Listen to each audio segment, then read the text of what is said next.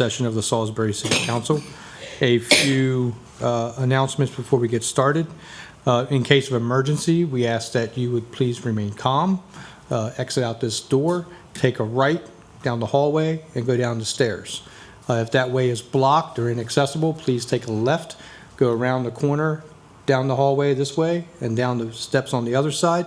We ask that you please do not use an elevator if there is an emergency. Secondly, if you would like to make a public comment this evening, there are forms. Just please fill those out and give them to our clerk, Julie English. And at this time, we do not have a minister for an invocation this evening, but I would like to take a moment of silent meditation and ask everyone to take a moment and remember 1 year ago this evening, Deputy Glenn Hilliard was killed in the line of duty, and if we could take that moment and remember him and be thankful for his service to our community.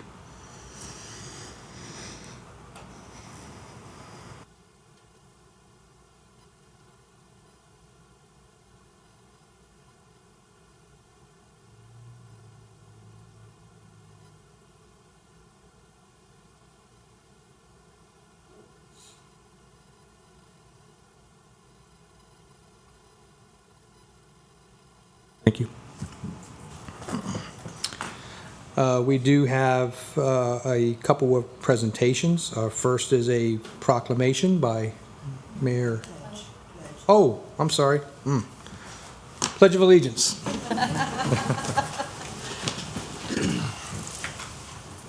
I pledge allegiance to the flag of the United States of America and to the republic for which it stands, one nation, under God, indivisible, with liberty and justice for all. All right.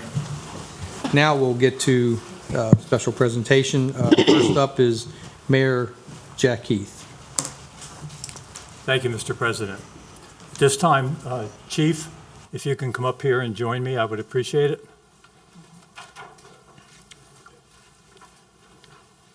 You can sit there.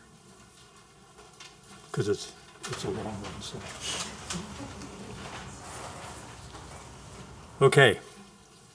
Whereas Chief of Police Barbara Duncan is retiring after a distinguished 35-year career in law enforcement, 13 years devoted to the city, serving the city as a member of the Salisbury City Police Department and as a Salisbury City resident. And it is appropriate to acknowledge this outstanding achievement. And whereas Barbara deconstructed siloed operations through the institution of shared shift briefings among law enforcement agencies, analyzed and improved homicide investigations, and created a review and relentless follow-up of both crime and the impact of police resources on crime and neighborhoods. And whereas a dedicated public servant, she built a team to shift the department from a reactive posture to a proactive, inclusive, and problem-solving force, which values collaborative and transparent relationships with all members of the community. And during civil unrest of 2014 in Baltimore City, she revised the department's response to protests, preserving First Amendment rights, protecting property, upholding the peace, and creating a safer work environment for officers. And whereas she instituted invaluable policing practices to include body-worn cameras, Narcan, CIT, peer support, critical response to active assailant, ICAT, youth diversion mediation, de-escalation training, critical decision-making, firearms training, the new recruit book group, and supported the individual research interests of the members of her department, resulting in the acquisition of equipment and uniform upgrades, reconstitution of the K-9 program, less lethal weapons applications, innovative personnel deployment models, and officer wellness programming. And whereas she changed department culture by instituting social media platforms, Chief for the Day, elementary school mentoring, police exploring, Doverdale lacrosse, traffic stop education, traffic stop data analysis, community policing academy, 21st century policing strategies, generated officer participation in community conversations on race, and established opportunity for greater transparency, restorative dialogue through pioneering police complaint mediation. And whereas in order to reduce involvement in critical justice system for those struggling with mental health disorders and substance use disorders, Barbara established the first pathways of the department's new co-responder program. And whereas she served as a member of the Maryland Police Training Commission Regional Representative for 10 years and as current chair, while working to improve the level of policing services within the state. And whereas she has volunteered as a board member for several nonprofits, youth basketball and lacrosse coach, a scouting parent, and rock and roll revival. She and her children volunteer for cleanup restoration for church projects, 5 and 10K race support, and for the Lower Shore Vulnerable Population Task Force to hand out food, provide opportunity for vaccinations, medical and mental access, educational connectivity, and criminal justice support to those in need, including our immigrant community members and their families since the start of COVID pandemic shutdown. And whereas she is commended for earning numerous letters of appreciation, a life-saving award, a meritorious award in community policing, and recognition from the Salisbury University for her work as Chief of Police. Now therefore, I, John R. Heath, Acting Mayor of the City of Salisbury, do hereby proclaim June 12, 2023, in our Barbara Duncan Day in our city, in recognition, honor, and celebration of 13 years of outstanding and dedicated public service as a career police officer, with gratitude and appreciation for her leadership, her passion for seeking justice for crime victims, her participation in building a healthy city, her steadfast belief in police/community partnerships, and with sincere best wishes on behalf of the City Salisbury staff and citizens for an enjoyable and well-earned retirement.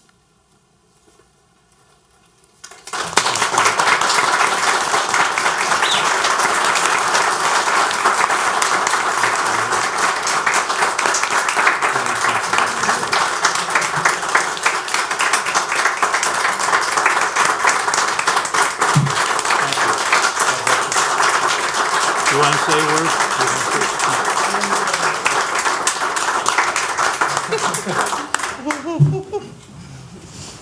Not done yet, Chief.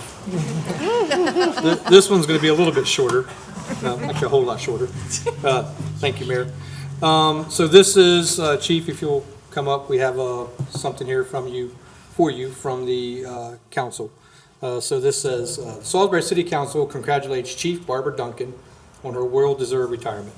We appreciate and recognize her 13 years of dedication to the citizens of Salisbury, Maryland. And you served from November 2010 to June 2023. And we have gave you some special messages on the back. Thank you very much. Thank you. Appreciate that.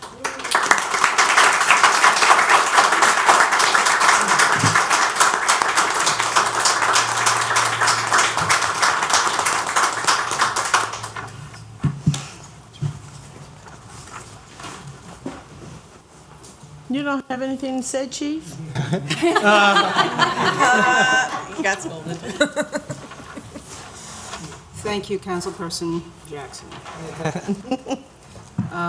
Actually, I do. I just want to say thank you to the City of Salisbury for the honor of allowing me the opportunity to work alongside some of the best law enforcement professionals I know anywhere. And I have enjoyed being here. Again, it's been an honor. I was able to raise my family here. I thank you very much, and I wish you all well.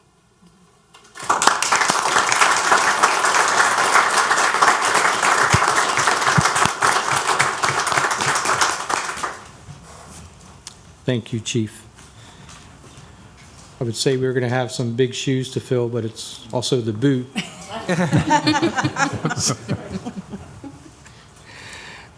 All right, so at this time, we'll call the official meeting to order. I'll entertain a motion and a second to adopt the legislative agenda. So moved. Second. All those in favor of approving the legislative agenda, please signify by saying aye. Aye. Any opposed? And the chair votes aye. At this time, I'll entertain a motion to approve the consent agenda. So move. Second. English?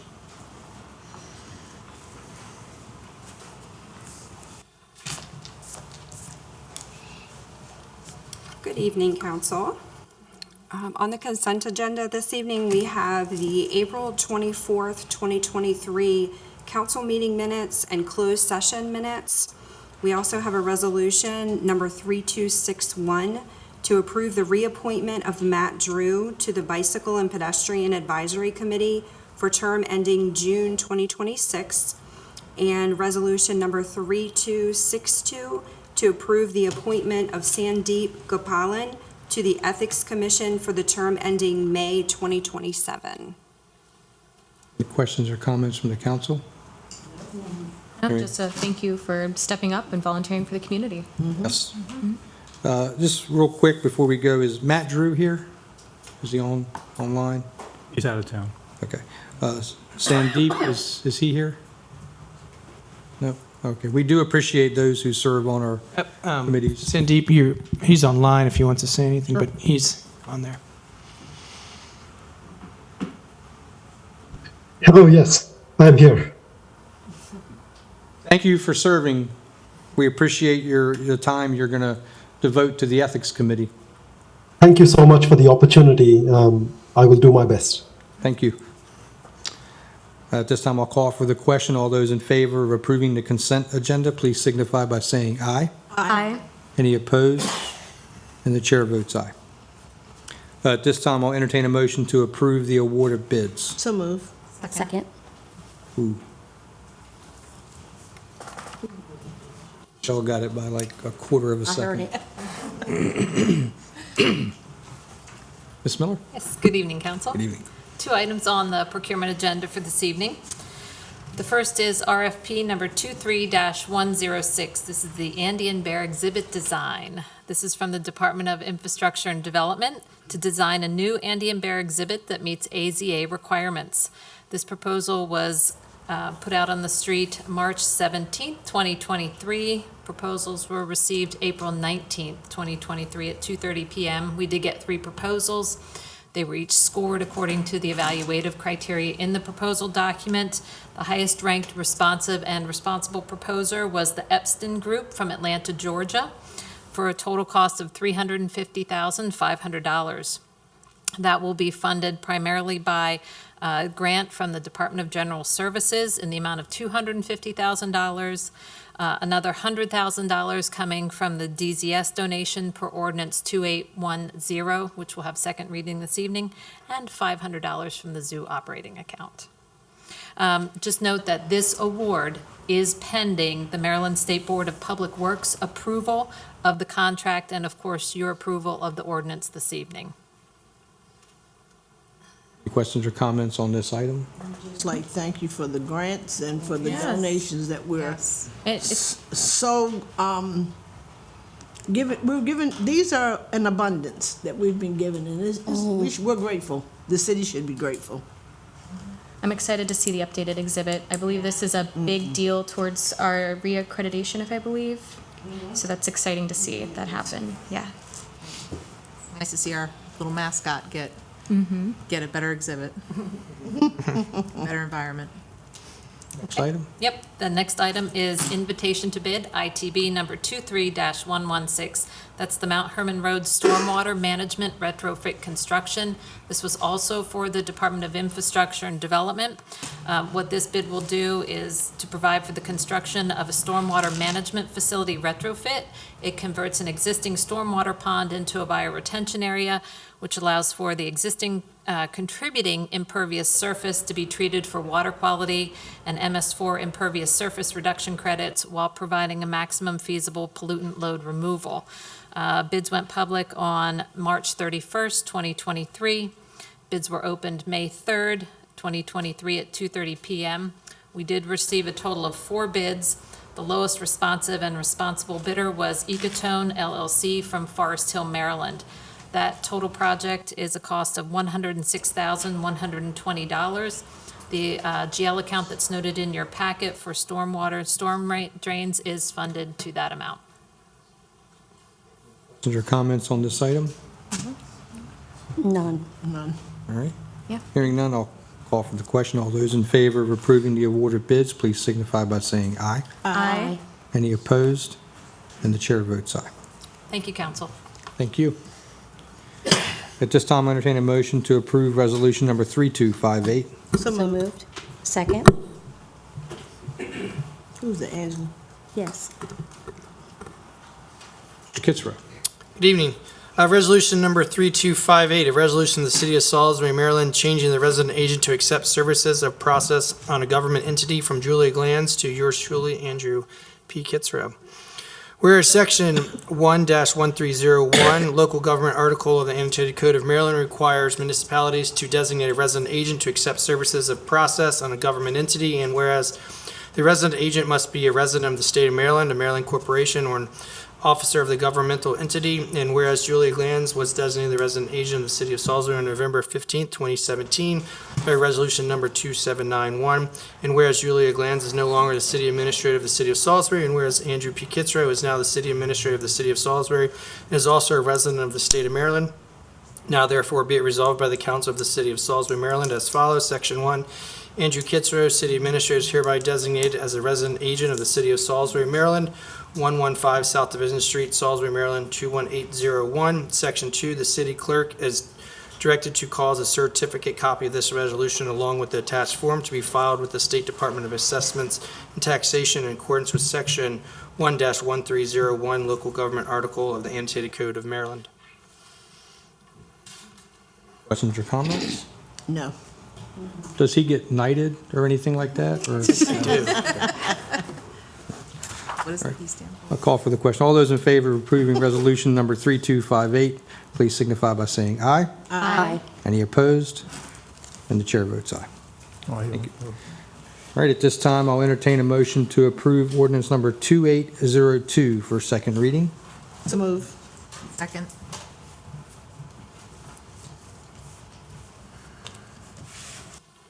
Ms. Conyers, how are you doing this evening?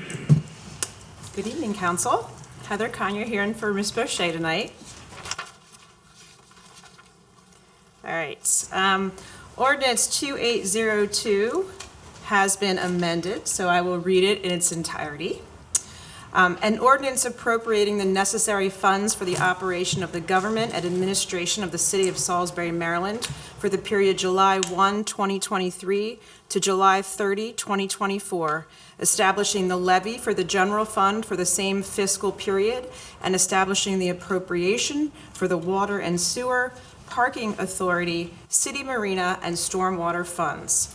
Be it ordained by the City of Salisbury, Maryland, that the amounts listed in Schedule A, Operating Budget Appropriations, are hereby appropriated for the fiscal year beginning July 1, 2023, and ending June 30, 2024, to fund operations to the City of Salisbury, Maryland. Be it further ordained by the City of Salisbury, Maryland, that the amounts listed in Schedule B, Capital Project Appropriations, are hereby appropriated for capital projects. Be it further ordained by the City of Salisbury, Maryland, that the amounts listed in Schedule C, Anticipated Grant Expenditures, are hereby appropriated for the grants listed, and the mayor is authorized to enter into any necessary agreements or memoranda in order to receive and expend these funds. Be it further ordained that 1, the tax levy be, and the same be hereby set at 1.0332 of a dollar per $100 of assessed valuation for all real property, at $3.51 per $100 of assessed valuation for all personal property categorized as utilities, and at $2.40 per $100 of assessed valuation for all other personal property subject to taxation by the City of Salisbury for general fund purposes, including debt services purposes, exclusive of revenues derived from the Water and Sewer Fund for debt service purposes attributed to water and sewer activities. And 2, all all taxes levied by this ordinance shall be liens from and after July 1, 2023, and shall be due and payable as specified in Title 14 of the tax property article of the annotated code as amended. And be it further ordained that additional details concerning the budget, including adjustments made to the mayor's proposed budget to prepare the adopted budget, can be found in the FY24 budget book, which can be downloaded from the city website at the web address identified therein. And be it further ordained by the Salisbury City Council that a public hearing on the proposed budget ordinance will be held at 4:30 p.m. on June 5, 2023, in room 301 of the City County Government Office Building, 125 North Division Street, Salisbury, Maryland. And be it further ordained by the Salisbury City Council that this ordinance shall take effect upon final passage. This ordinance was introduced and read at a meeting of the mayor and council of the city of Salisbury held on the 24th day of April 2023, and thereafter, a statement of the substance of the ordinance having been published as required by law in the meantime was finally passed by the council of the city of Salisbury on the 12th day of June 2023. Questions or comments from the council? Yeah, I want to ask this question. Do we have to make a motion on this ordinance regarding the changes, some of the changes or the amendments? Yeah, So you- we have to make a Yeah. motion. You have to make a motion on each one. To read it, to amend it as it As was read. As read. So right now, we need to do, We need to for make a each motion. individual one. Yeah. Okay. Yes. All right, I'd like to make a motion for to accept the amendment as read. Second. Any questions or comments on the amendment on the floor? Hearing none, I'll call for a vote on amending ordinance number 2802 at second reading as read by legal. All those in favor, please signify by saying aye. Aye. Aye. Any opposed? And the chair votes aye.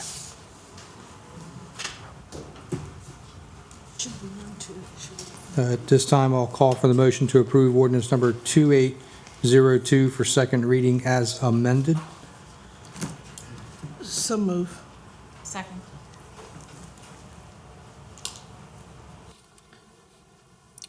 Ordinance number 2803 Oh, as hold on, amended. we got to vote, so, on the amendment, so, I'm sorry. Call for the question.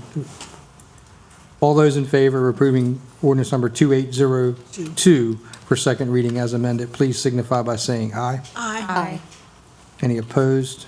And the chair votes aye. All right. All right, at this time, I'll entertain a motion to approve ordinance number 2803 for second reading. So move. Second. Ms. Conyer, Ordinance sorry. number 2803, an ordinance of the City of Salisbury, Maryland, to amend water and sewer rates to increase rates by 10% and making said changes effective for all bills dated October 1, 2023, and thereafter, unless and until subsequently revised or changed. Whereas the water and sewer rates must be revised in accordance with the proposed fiscal year 2024 budget of the City of Salisbury and the appropriations thereby made and established for purposes of the water and sewer departments. Now therefore be it ordained and enacted by the Council of the City of Salisbury that the water and sewer rate schedule set forth herein shall be adopted as follows. The ordinance then proceeds to set forth Section 1, which has Schedule A, water and sewer rate schedules, Schedule 1, Schedule 2, Schedule 3, Schedule 4, and Schedule 5, Schedule 6, and Schedule 7, as set forth in the ordinance. The rates and the numbers of fixtures are as set forth in the ordinance. Schedule 8 is as set forth in the ordinance. There are definitions and a calculation of bills set forth in the ordinance. Again, it's been, excuse me, it's been a long day, President Boda, but I just want to, I think we should, before it's read, I think we need to make a motion for the amendment before it's read. So She has to read it. She has to read it She has first. to read it first. She's reading Read it. it first. Okay, It'll be okay, amended as read. all right. I make a motion to accept the ordinance as read.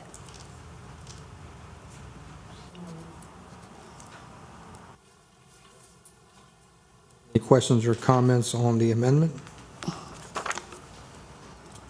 Hearing none, I'll call for the question. All those in favor of amending ordinance number 2803, a second reading as read, please signify by saying aye. Aye. Aye.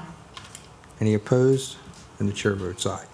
So at this time, I'll entertain a motion to approve ordinance number 2803 for second reading as amended.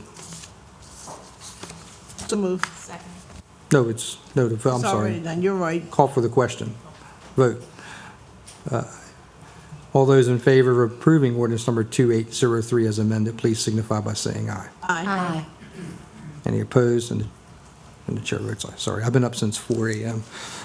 Working. So. All right. Entertain a motion to approve ordinance number 2804 for second reading. So moved? So, second. Ms. Conyer? As amended, ordinance number 2804, an ordinance of the City of Salisbury, Maryland to set fees for fiscal year 2024 and thereafter, unless and until subsequently revised or changed. Whereas the fees charged by the city are reviewed and then revised in accordance with the adoption of the fiscal year 2024 budget of the City of Salisbury. And whereas the fee amount set forth in the fiscal year 2024 fee schedule attached hereto and incorporated herein as Exhibit 1, identify and list all fee amounts to be charged and otherwise assessed by the City of Salisbury for the period of the fiscal year 2024 in accordance with the adoption of the fiscal year 2024 budget of the City of Salisbury.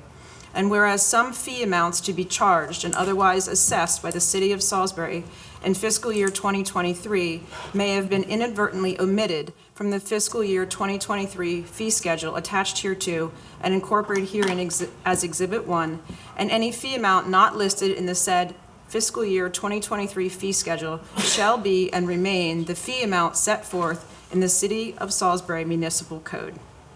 Now therefore be it ordained and enacted by the Council of the City of Salisbury as follows. Section 1. The fee amount set forth in the fiscal year 2024 fee schedule attached hereto as Exhibit 1 and incorporated herein as if fully set forth in this Section 1 are hereby adopted by the Council of the City of Salisbury. And furthermore, the fee amounts set forth in the fiscal year 24 fee schedule shall supersede the corresponding fee amounts set forth in the City of Salisbury Municipal Code until one or more of such fee amounts are subsequently amended.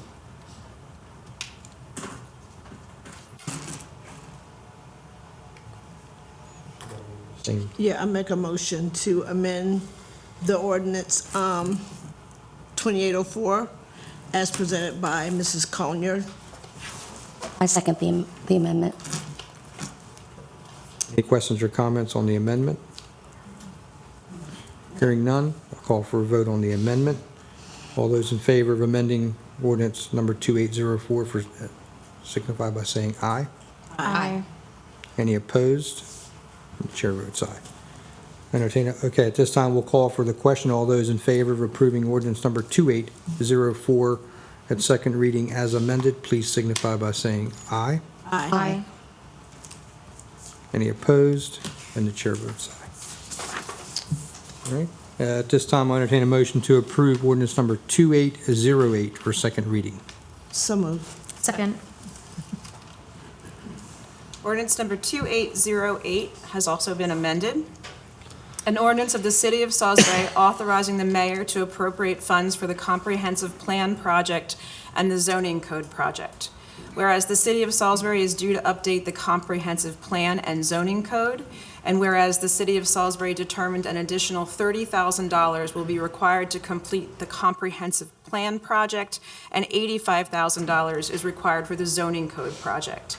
And whereas funding for the two projects shall be provided by transferring $115,000 in PAYGO funds from the computer-aided dispatch project, and whereas the appropriation is necessary to execute the appropriation of $115,000 as provided here and above must be made upon the recommendation of the mayor and the approval of 4/5 of the council of the City of Salisbury.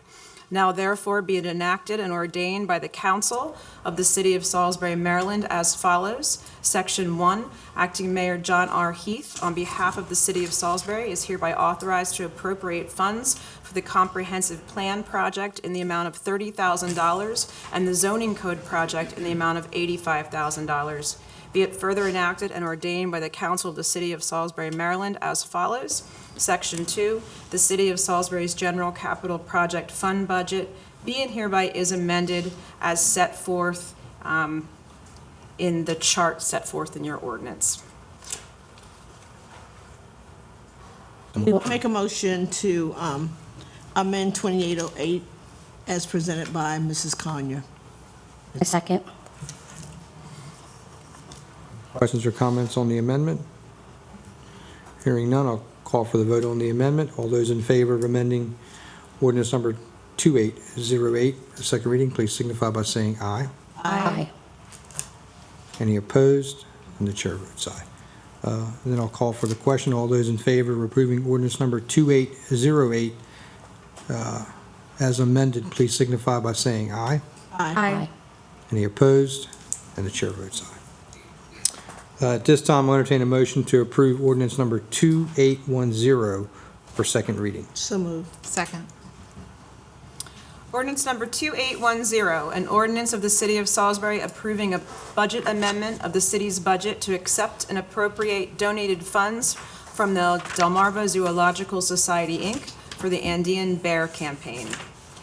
There have been no changes or amendments to this ordinance since first reader, so it stands as it was initially presented. Questions or comments on this ordinance? No. None. All those in favor of approving ordinance number 2810 for second reading, please signify by saying aye. Aye. Any opposed? And the chair votes aye. All right, that's everything on the items on the agenda. At this time, we will go to public comments.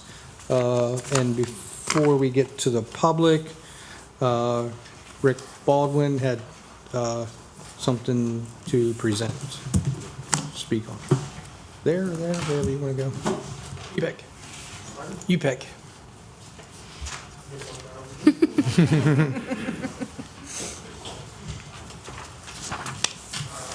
Council, I'm pleased to be back this evening.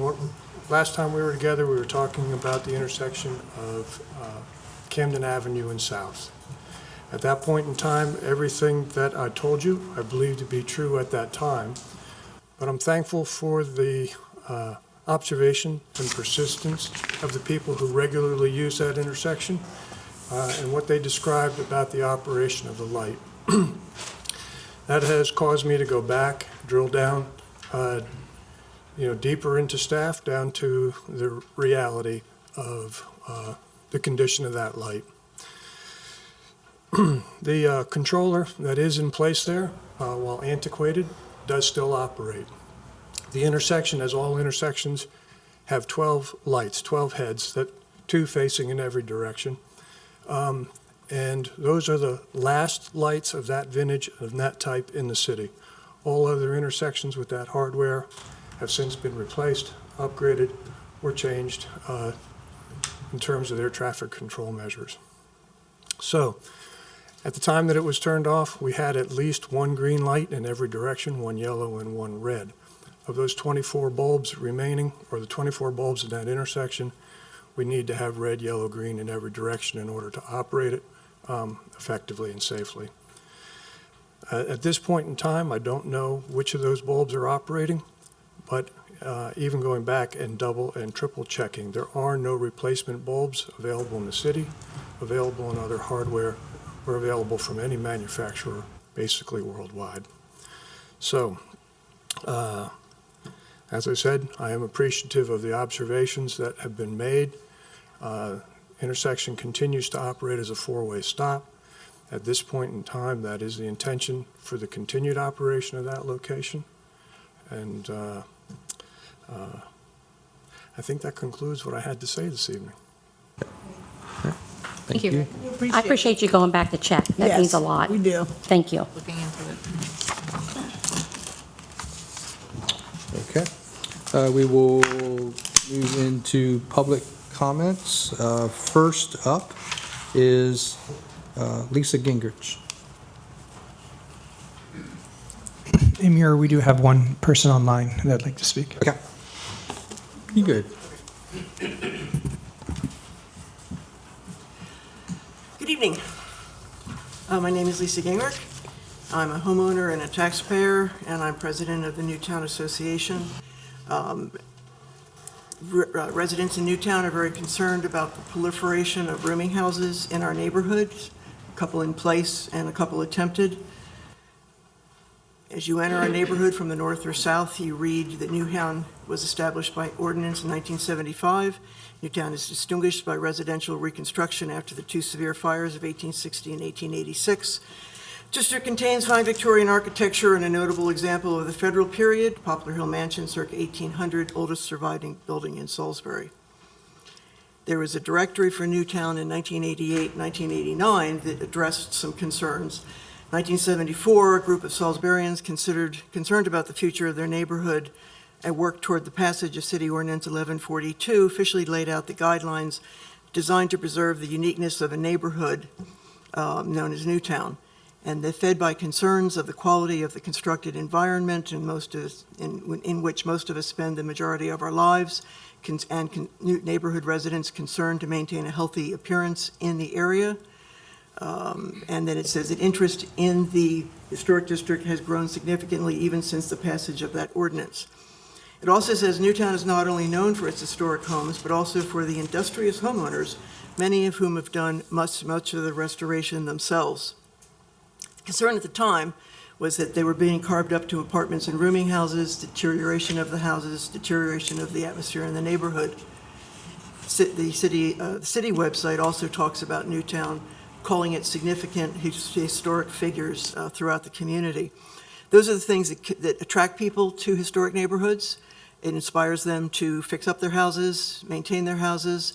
It attracts visitors. Last December, we did our Newtown house tour. We had 300 people come through the open houses, which is the highest attendance we've ever had. And the comments were just stellar. There are rules that govern the houses in the district from the city. There are rules from the historic district that are special to the historic districts. We want those rules to be known and followed by all. Most of us do, following the letter and the spirit of the laws. Otherwise, the health of the neighborhood goes down. We have a couple of buildings in the neighborhood that need to be addressed for other reasons, just being derelict. But an interest in historic districts has only grown since this historic district was created. The residents and the city cared back in 1974-75, and the residents certainly care now. And we ask, does the city care now? As far as being our partners and trying to make sure that these things are addressed and that things don't happen in the neighborhood that are to the detriment of the neighborhood and to the city, because Newtown is one of the things that people talk about when you mention Salisbury. People say, oh my God, those beautiful old houses that you have there. We're unique. We have clear boundaries. We have the property that used to be Governor Jackson's mansion. It's now called the Oaks, the only governor of Maryland from the Eastern Shore. We have Queen Anne Victorian, we have Second Empire Victorian, we have all kinds of other houses built by pillars of the community. We have the only bed and breakfast, the Gillis Greer House. We have 6 churches. We have Little Sisters of Jesus and Mary. We have a high concentration of city-owned properties. Chipman Center, Poplar Hill Mansion, Boundless Playground, and the garden that's adjacent, the Ellen Street parking lot, Robbins Nest Park. We have a lot of recovery houses and halfway houses. Most of us have bought our houses, we maintain them, we all try to say hi to our neighbors, we all try to be nice to each other.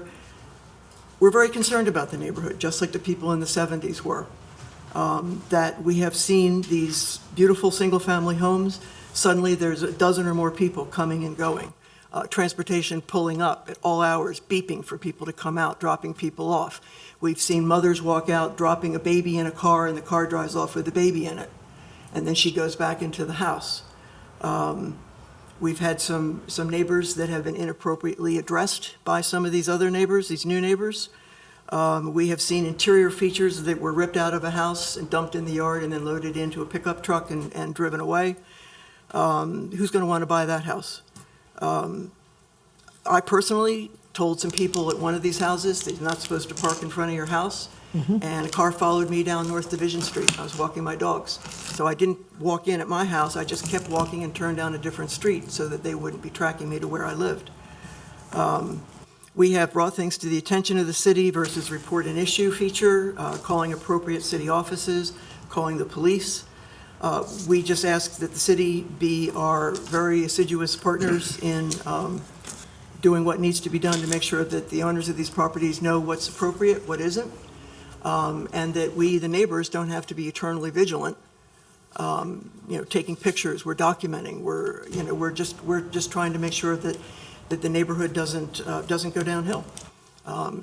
So anyway, there are other people that are going to address specifics of our concerns. I just wanted to give an overview. Thank you. Thank you. I don't know if anybody, just to make sure, if anybody can keep time for me, because my phone's got like 5% battery. Yeah, well. So I know that there's a lot of people here from the Newtown community, and we appreciate your attendance tonight. We will ask everyone to please try to keep your comments to about 4 minutes. If someone has said something pretty much exactly what you were going to say, just maybe reference that person, because we do have a lot of comments tonight. But if you do have things that you need to say, we encourage you to say them. So next up is Scott Raw.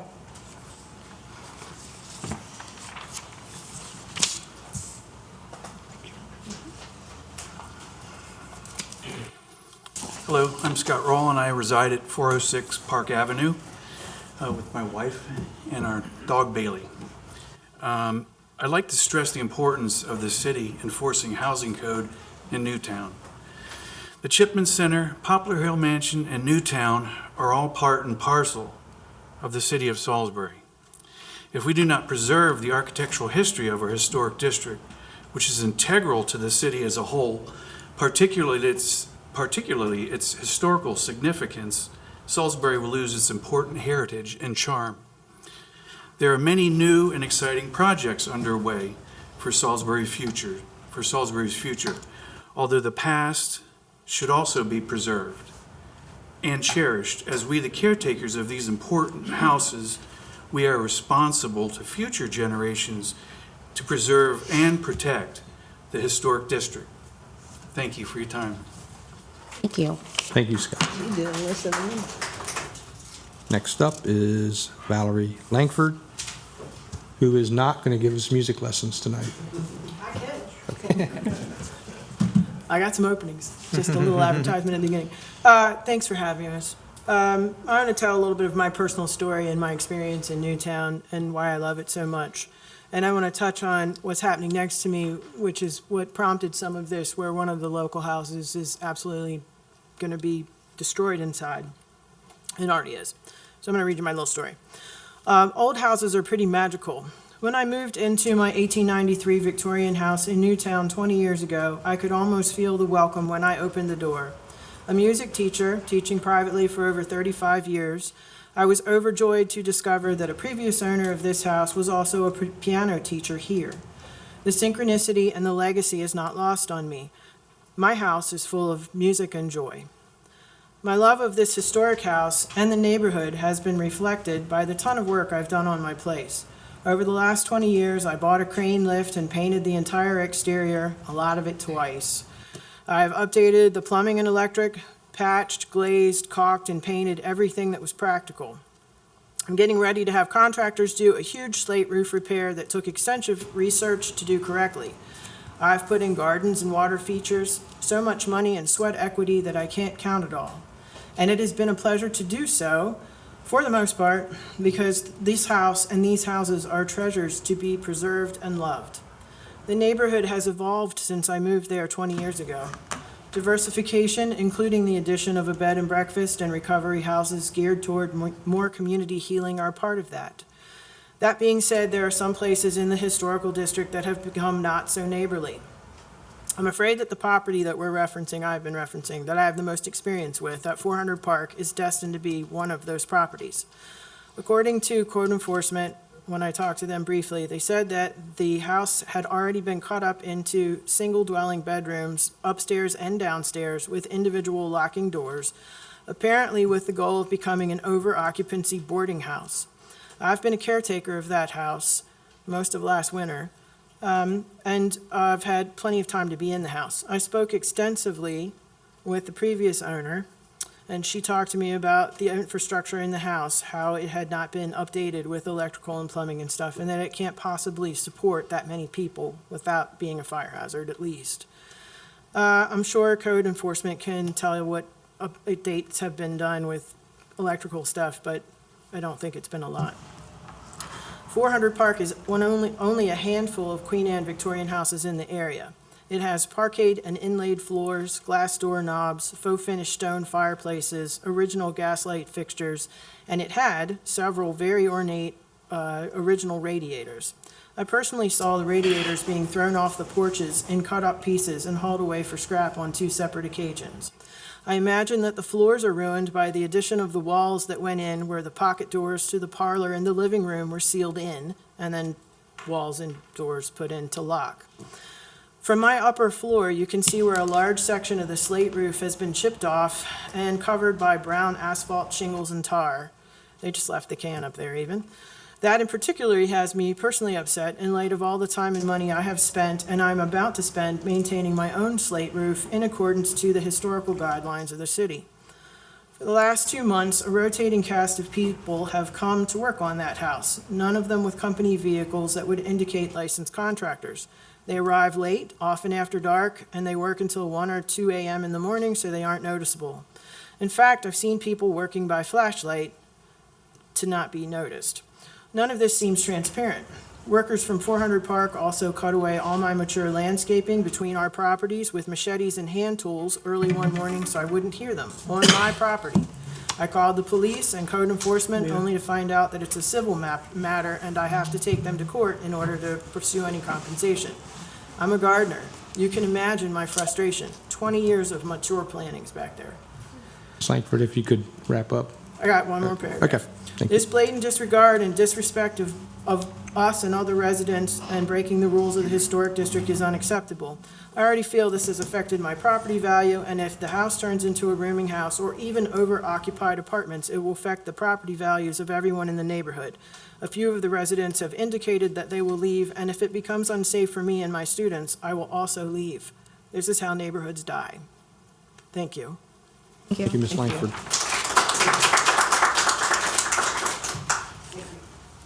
Next up is Jane Stegmeyer.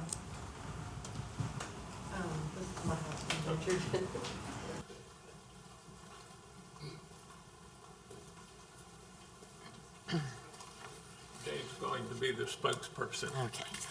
We are Richard and Jane Stegmeyer, currently residing at 403 Park Avenue, Salisbury, in the Newtown area. Richard has lived in the home almost 50 years, and I have been in Newtown for the past years of our married life. The area has always been known for its many historic and family homes, people who know their neighbors, and always look out for one another.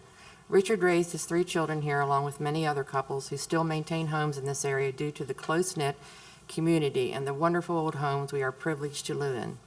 The house next door to us, 405 Park Avenue, was owned by a couple that taught at Salisbury University. Richard has never had any issues or problems with the people who have lived at 405. The next-door neighbors decided to move out and put their house up for sale. It took about a year before the house sold. I was excited to have neighbors and saw a young man with a wife and small child, whom I thought were the owners, and welcomed them to Newtown. They pressure sprayed the home, cleaned up the yard, and I was so happy they took an interest in the home. After about a week, Richard heard this sounded like a power saw, looked out the window, and the two individuals doing the work had cut down half our great crepe myrtle tree and had dug 4-foot holes along our driveway, assuming that was their property line. Richard went out to talk to the two individuals doing the work. He informed them that they were over on our property. He tried to tell them that a stockade fence was not appropriate for a historic neighborhood. They were very curt with him and kept on working. Richard called permits for the city, and within 2 hours, an employee came out to look and see what was going on. The workers were short with him, and he posted on the front door a stop work order. Within 4 days, the materials were loaded up and taken away. After the above, we have had our property surveyed, and the work being done was way over on our property line. After that, we noticed people coming and going, cars, vans, too numerous to count, blowing horns, picking up individuals, dropping them off later. Sometimes it'd be 6 in the evening, 3 in the morning, 11 o'clock at night, people coming and going.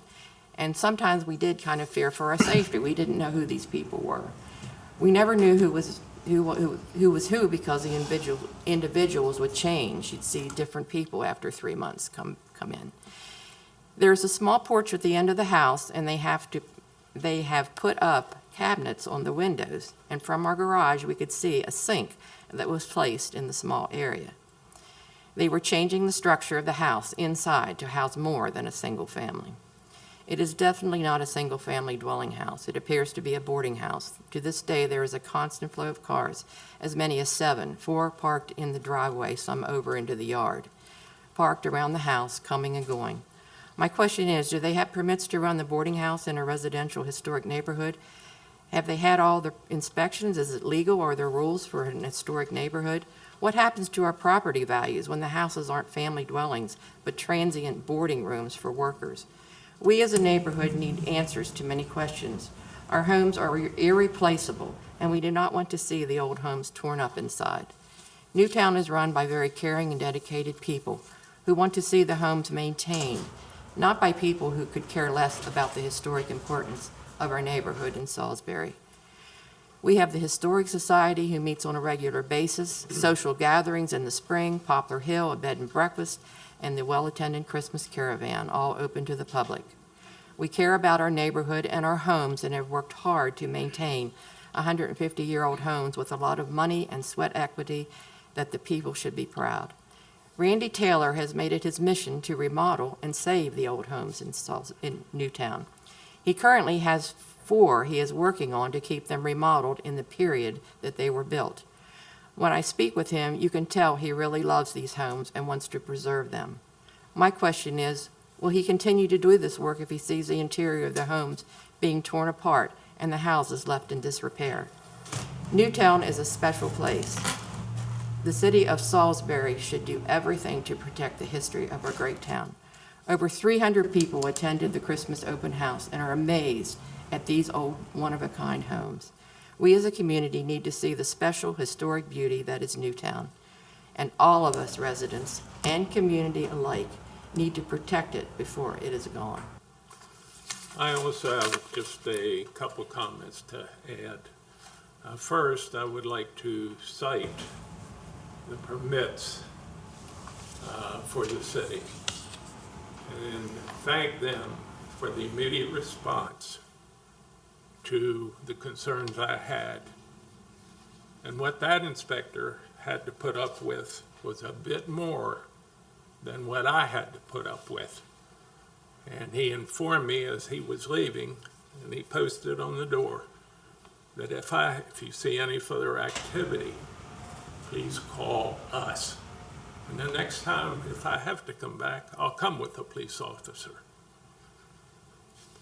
The other piece I want to add is, I've been here since 1976, but at 403 Park Avenue since 1977.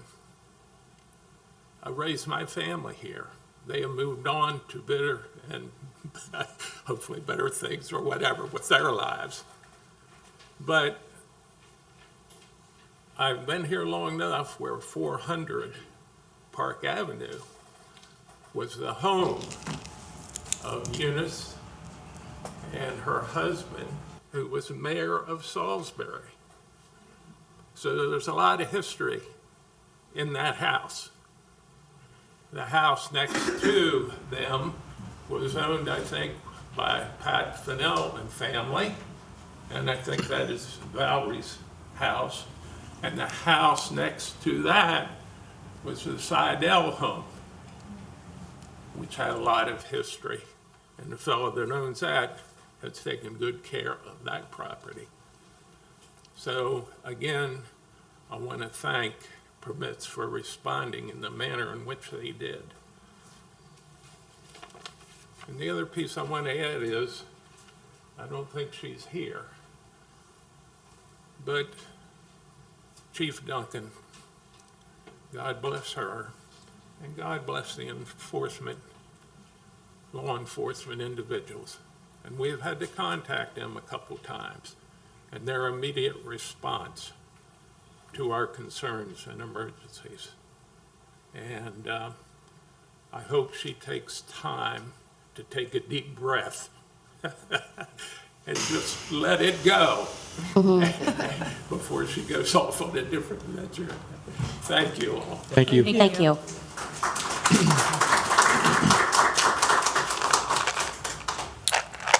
Next up is Kim Mitchell-Paulin.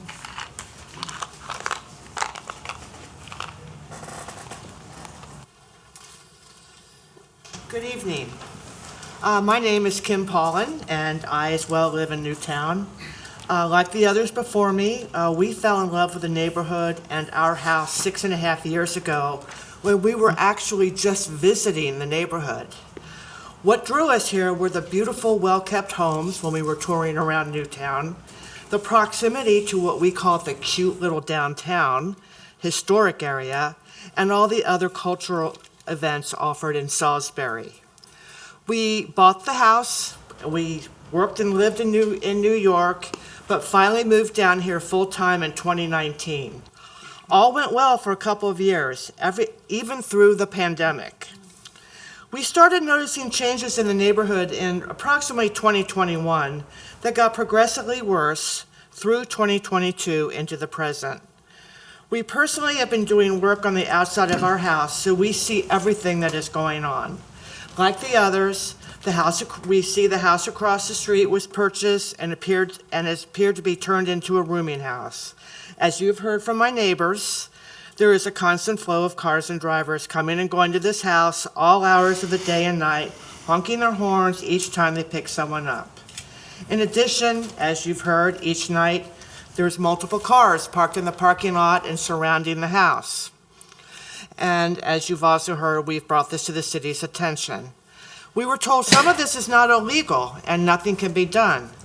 So that brings me to what's going on right next to my house.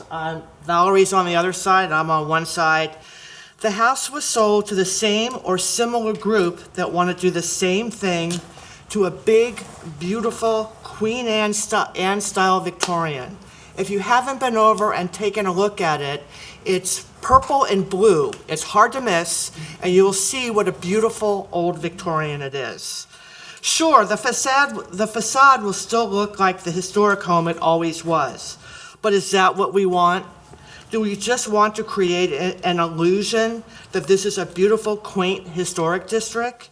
How about the holiday tour that everyone has mentioned? How many visitors do you think will line up to see a beautiful house full of multiple little rooms? Personally, I think they will be appalled to see what's happened, as am I. Thank you. Thank you. Thank you. Thank you.